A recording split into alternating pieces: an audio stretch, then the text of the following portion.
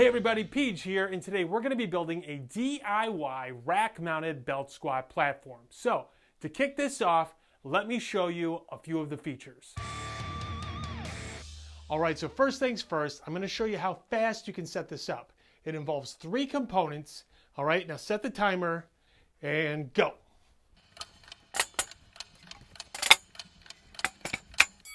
Alright, that's it. What was that? 8-10 seconds? It's nothing. Now to put this thing in action, simply take a loading pin with your desired load and put it on the tray. Okay? Then put on your belt squat belt. And for me, that's my DIY version. And the tutorial for this is down in the video description below. Hell yeah! Simply stand on the tray, hook up, and exercise.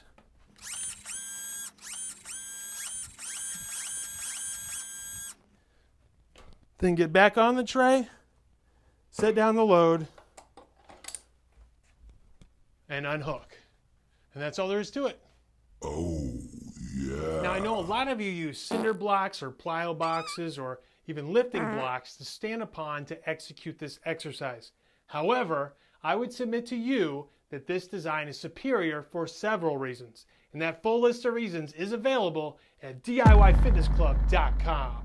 However, the 2 most important reasons are, number 1, adjustability. So since it's rack mounted, you have adjustable height, which is awesome.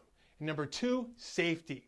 So if you're going to attach a heavy load to your belt and then step on or off a set of plyo boxes, well, it's only a matter of time before you get injured. Okay? Now with this, since you do all the loading and unloading on this platform, the odds of you getting injured are greatly reduced. Okay? I never have to step on or off with the load attached to my belt. Oh, yeah. All right, and now for the best part of the video, the step-by-step DIY tutorial. All right, step number 1, we're going to measure the distance from the interior edge of your power rack's upright to the other interior edge. So for me, that is 44.5 inches. All right, step number 2. Now we're going to cut 6 pieces of 2x4 lumber. Now 4 of the 6 are going to be that exact same length we just measured. Okay? And the 2 remaining pieces are going to be this same length plus 5.5 inches. All right, step number 3. Now measure and mark the center line on all 6 pieces of 2x4. All right, step number 4. Now we're going to glue and screw the boards together. So make sure that when you're gluing and screwing this together, that this top board, the shorter board, is centered on this longer board, okay? And to do that, use those middle markings we just made, and then to double check your work, make sure that this distance is the same as this distance. And I'm going to be using size 10X 2.5 inch long construction screws.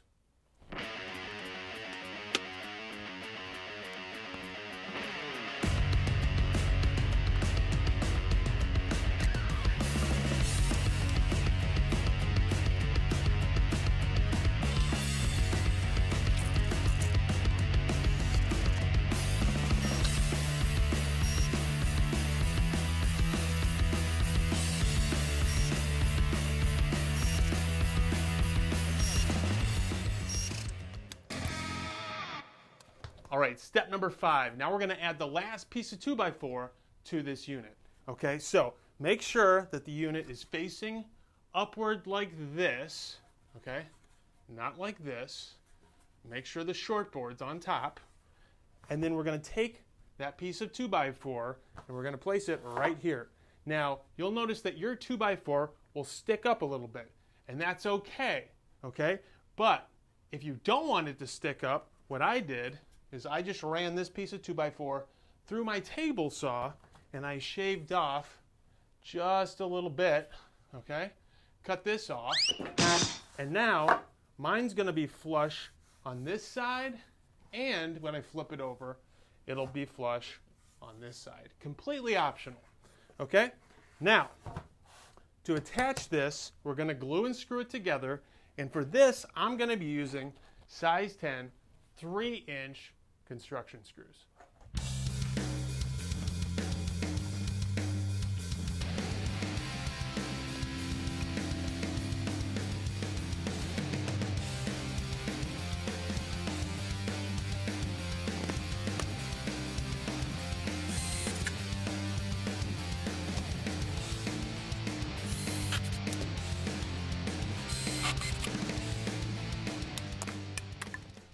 Awesome. Now, do the same thing with your last 3 remaining 2x4s to make your second unit. All right, before moving on, I want to point out 2 things about this design. The first one is that since we used the distance from the interior of this upright to the interior of this upright to determine the length of this board and this board, we will be able to mount this and use it for other applications if you drill a hole here and you drill a hole here. You'll be able to use hitch pins, nipples, bolts, whatever. So this may appear in a future video. Now the other thing I wanted to cover is the depth of your rack is going to determine the width of your stance. So for me, from the front of this upright to the rear of this upright, I have 26 inches. And that delivers a gap from this edge to this edge of 19 inches, okay? Now, if you have a much different rack with much different dimensions, you might have to tweak this design so that you still have a comfortable stance. Now, rather than going to all those details here, just go to DIYFitnessClub.com for more details. All right, next step. Now we're gonna make the loading and unloading tray. So to determine the length, put the 2 units on your rack and then measure from the rear edge of this one to the front edge of this one. So for me, that's 29 inches. Whatever number you come up with, add 3 inches. So for me, 29 plus 3 is 32. So I have 3 2x4s that are 32 inches long.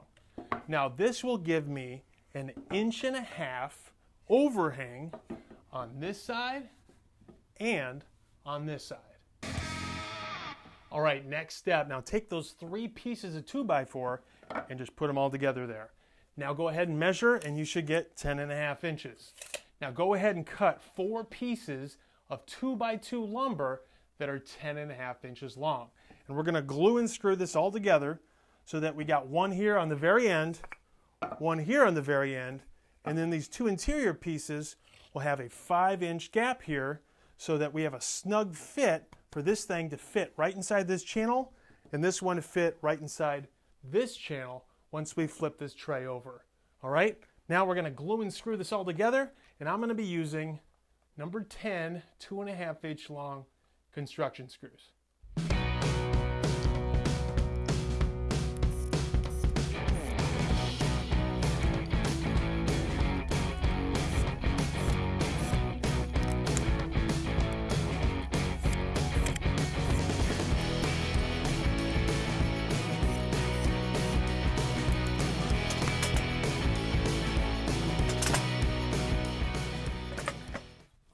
All right, looking great. Okay, now we're gonna let that glue dry and then we're gonna sand and then optionally paint or stain. All right, the paint is now dry and it's looking fantastic. All right, now we're gonna add anti-slip tape, and if you need some, go ahead and check out my Amazon affiliate link down below to buy your own. So you can add this stuff to the entire length of this unit and this unit, or just a portion of it. And since the tray is going to be covering up this portion for me 90% of the time, I'm just going to be adding it from about here to here on both units. So with this stuff, you just peel and stick, and that's all there is to it.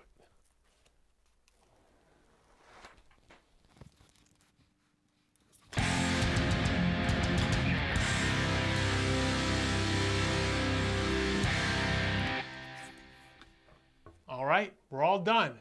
Now, Let's go exercise.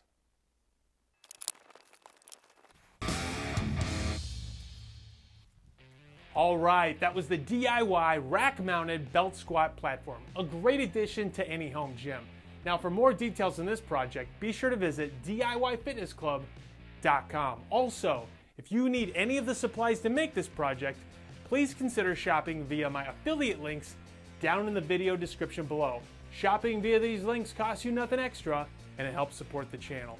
All right, that does it for this project, and I look forward to seeing you again in the next project. So, be sure to subscribe to the channel to be alerted the moment the next project drops.